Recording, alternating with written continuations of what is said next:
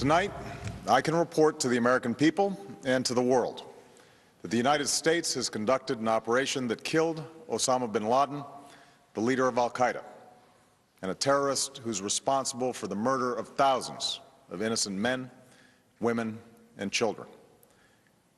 It was nearly 10 years ago that a bright September day was darkened by the worst attack on the American people in our history. The images of 9/11 are seared into our national memory. Hijacked planes cutting through a cloudless September sky, the Twin Towers collapsing to the ground, black smoke billowing up from the Pentagon, the wreckage of Flight 93 in Shanksville, Pennsylvania, where the actions of heroic citizens saved even more heartbreak and destruction. And yet we know that the worst images are those that were unseen to the world. The empty seat at the dinner table, children who were forced to grow up without their mother or their father, parents who would never know the feeling of their child's embrace, nearly 3,000 citizens taken from us, leaving a gaping hole in our hearts. On September 11th, 2001, in our time of grief, the American people came together. We offered our neighbors a hand, and we offered the wounded our blood. We reaffirmed our ties to each other and our love of community and country. On that day, no matter where we came from, what God we prayed to, or what race or ethnicity we were united as one American family. We were also united in our resolve to protect our nation and to bring those who committed this vicious attack to justice. We quickly learned that the 9/11 attacks were carried out by al-Qaeda, an organization headed by Osama Bin Laden, which had openly declared war on the United States and was committed to killing innocents in our country and around the globe. And so we went to war against al-Qaeda to protect our citizens, our friends, and our allies. Over the last 10 years, thanks to the tireless and heroic work of our military and our counterterrorism professionals, we've made great strides in that effort. We've disrupted terrorist attacks and strengthened our homeland defense. In Afghanistan, we removed the Taliban government, which had given bin Laden and al-Qaeda safe haven and support. And around the globe, we worked with our friends and allies to capture or kill scores of al-Qaeda terrorists, including several who were a part of the 9/11 plot.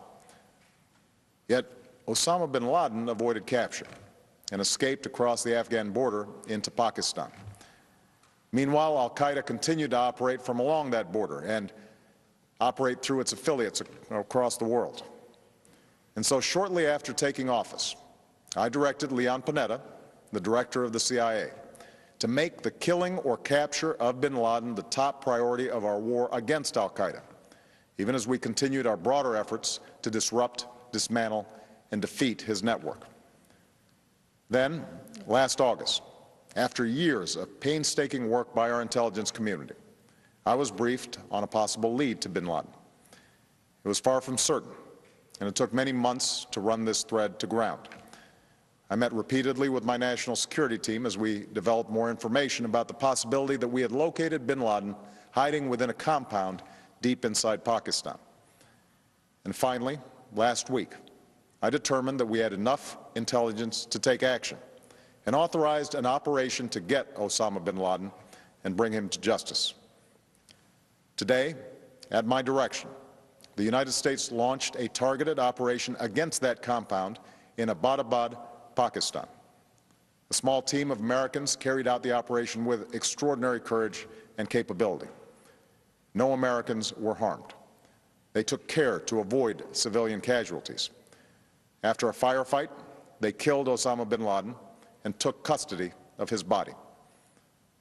For over 2 decades, bin Laden has been al-Qaeda's leader and symbol, and has continued to plot attacks against our country and our friends and allies.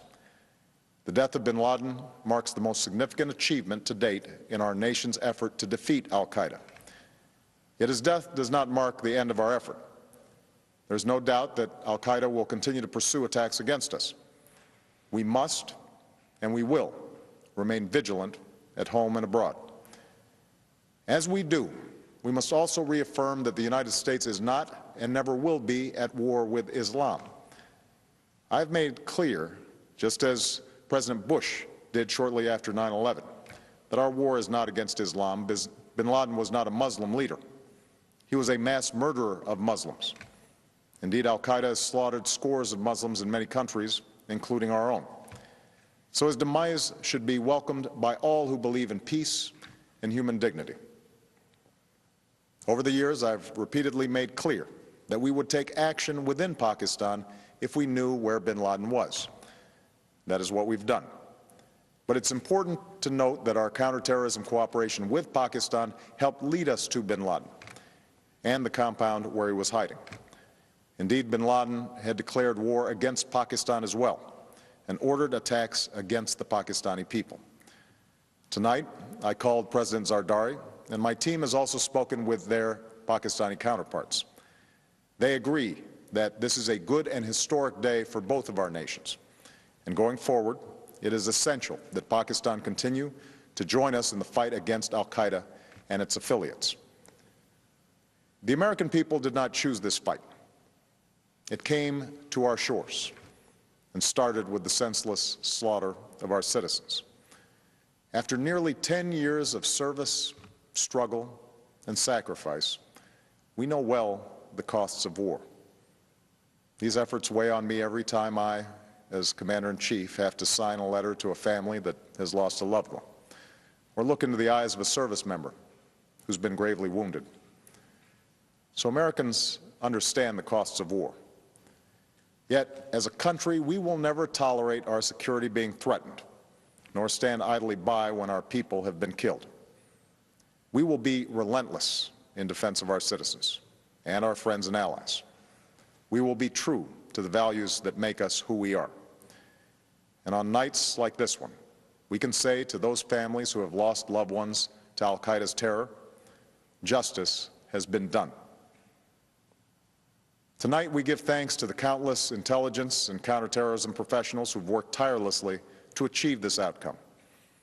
The American people do not see their work, nor know their names, but tonight they feel the satisfaction of their work and the result of their pursuit of justice.